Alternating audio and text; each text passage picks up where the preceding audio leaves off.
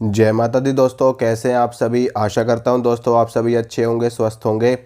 आज मैं आपको एक विषय पे जानकारी देना चाहता हूं। हमारे एक सब्सक्राइबर हैं, उन्होंने एक कमेंट किया था कि उनकी शक्ति की किसी ने आवाज़ बांध दी है और उनको पहले शक्ति के द्वारा जवाब मिलता था और अब उनको जवाब नहीं मिलता है। तो इस विषय पे मैं आपको जानकारी देना चाहता हूँ। देखिए दोस्तों, अगर आपके ऊपर भी कोई शक्ति आती है, चाहे वो आपके शरीर के ऊपर आती हो, चाहे वो शक्ति आपसे साक्षात बात करती हो, चाहे वो शक्ति आपको किसी अन्य माध्यम से आपको संकेत करती हो, आपके मन में आपको प्रेरणा देती हो, आपके मस्तिष्क में विचार उत्पन्न करती हो, मतलब कि शक्तियों का बताने का कई तरीके होते हैं, कई सारे तरीके होते हैं, कई सारे माध्यम होते हैं। कोई किसी को शक्ति लिख करके बता देती है, किसी को शक्ति एक स्क्रीन के माध्यम से बताती है, किसी को शक्ति कान में आवाज़ देती है, किसी को शक्ति मन में प्रेरणा देती है, किसी को शक्ति मस्तिष्क में विचार उत्पन्न करती है। तो मैं आपको बताऊंगा कि देखिए, शक्ति का जब बंधन हो जाता है तो होता क्या है कि शक्ति की हमको जो आवाज़ मिलती है, जो हमको प्रेरणा मिलती है या जो हमको विचार मिलते हैं, वो मिलने बंद हो जाते हैं जब शक्ति का बंधन हो जाता है किसी तांत्रिक के द्वारा या गुरु के द्वारा या किसी अन्य ओझा सोखा के द्वारा। मैं आपको बताता हूँ कि कोई भी ओझा, कोई भी तांत्रिक आपकी शक्ति को तब तक नहीं बांध सकता जब तक आपने उस शक्ति की गोपनीयता बना रखी है।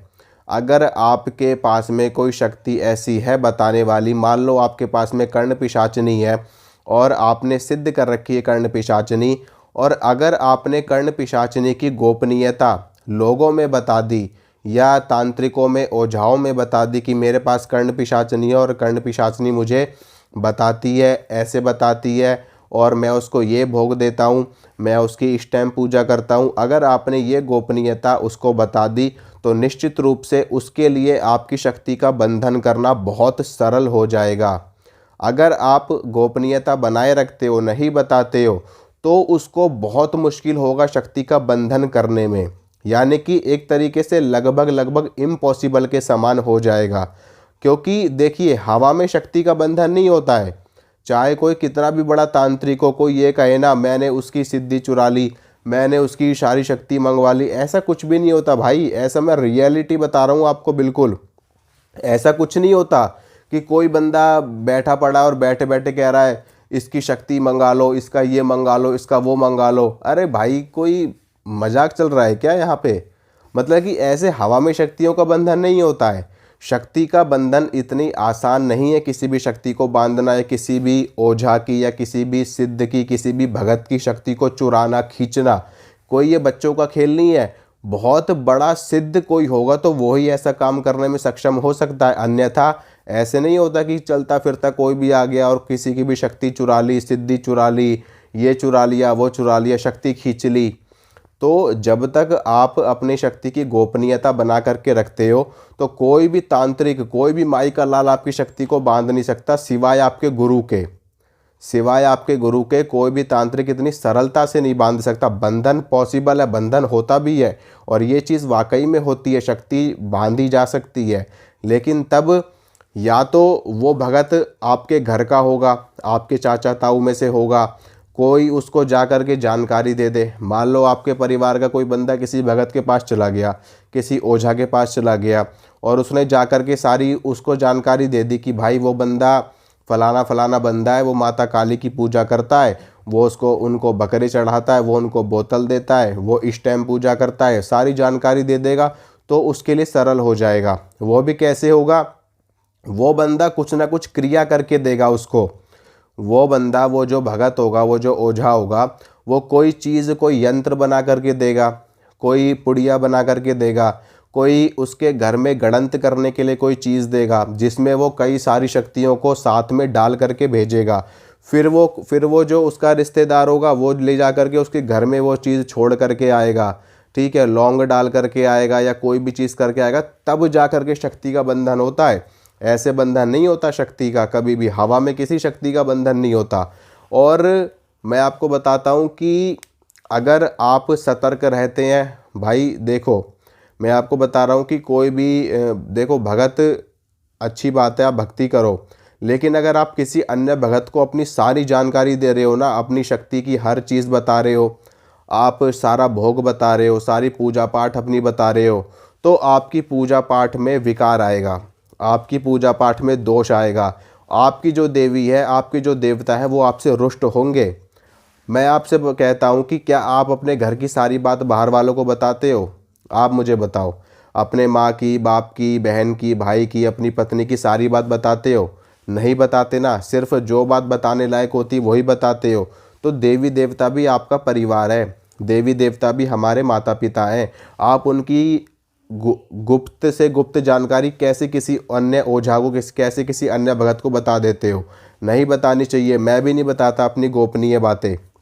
जो मुझे माँ भगवती जगदम्बा ने जो भी जानकारी दी है, जो भी ज्ञान दिया है, और जो गोपनीय ज्ञान है, जो बहुत ज़्यादा गुप्त ज्ञान है, वो मैं नहीं बताता किसी को भी, क्योंकि वो बात बताने लायक है ही नहीं। अगर वो मैं बता दूंगा तो मेरे पास कुछ बचेगा ही नहीं।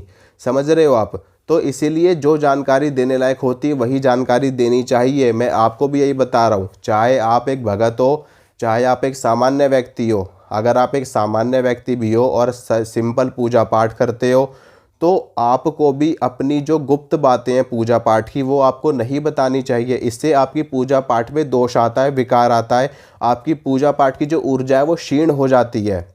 समझ रहे हो? तो ऐसा काम मत करना। इसीलिए आपकी शक्ति का बंधन अन्य तांत्रिकों के द्वारा हो जाता है। अगर हो गया है तो क्या करना, ये भी मैं आपको बता देता हूँ।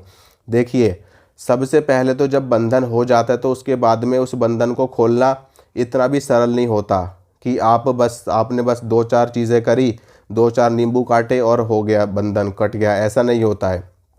आपको जो शक्ति आपको आवाज़ लगाती थी, मैं आपको बताना चाहता हूँ कि जिन्होंने कमेंट किया था, जिनका ये मेन प्रश्न था, उनके माध्यम से और लोग भी समझ सकते हैं।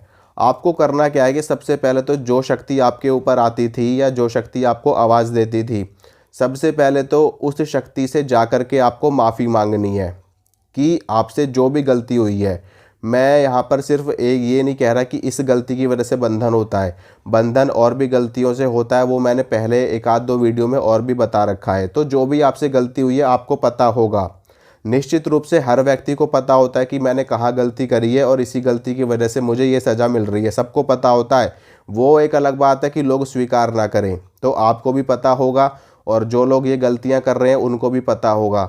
तो सबसे पहले तो अपनी शक्तियों से, अपनी इष्ट शक्तियों से, अपने कुल देवी देवताओं की शक्तियों से जाकर के माफ़ी मांगिए, उनसे क्षमा मांगिए, उनसे एकदम मन से, एकदम भाव से माफ़ी मांगिए कि कितनी भी बड़ी गलती आपने की हो वो भी माफ़ हो जाए।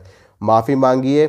उसके बाद में उनके धाम पर जाइए, जहाँ पर भी धाम हो। जैसे कि माता शीतला का धाम गुड़गांव में है, और इसके अलावा अगर माँ कालका की आप पूजा करते हो तो आप दिल्ली में जाइए, माता भद्रकाली की करते हो तो आप कुरुक्षेत्र में जाइए।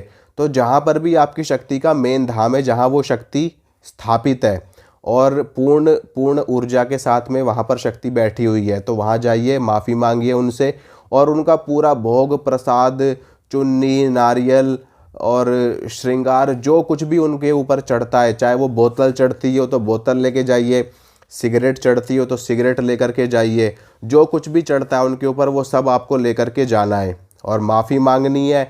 वो सारा भोग उनको अर्पित करना है। और भोग भी कैसे जाएगा? डबल भोग जाएगा आपका। समझ रहे हो? जो कुछ भी सामान आप ले जाओगे सब कुछ डबल जाएगा आपका।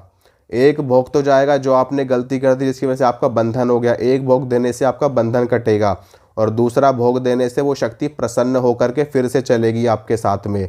तो ये काम ज़रूर करना है आपको, डबल भोग लेकर के जाना है। एक भोग तो आपको देना है कि हे माँ जगदम्बा, हमसे गलती हो गई, हमें माफ़ करिए, जो भी बंधन लगा हुआ है उस बंधन को हटाइए, ठीक है। और दूसरा भोग आपको फिर से देना ताकि वो शक्ति प्रसन्न होकर के फिर से आपके शीश पे आए, या आपको बताए कान में, या मन में बताए, या विचारों में बताए, जैसे भी आप शक्ति आपको बताती है।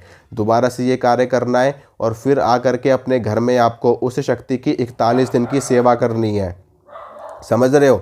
41 दिन की सेवा उस शक्ति की फिर से आपको अपने घर में करनी है।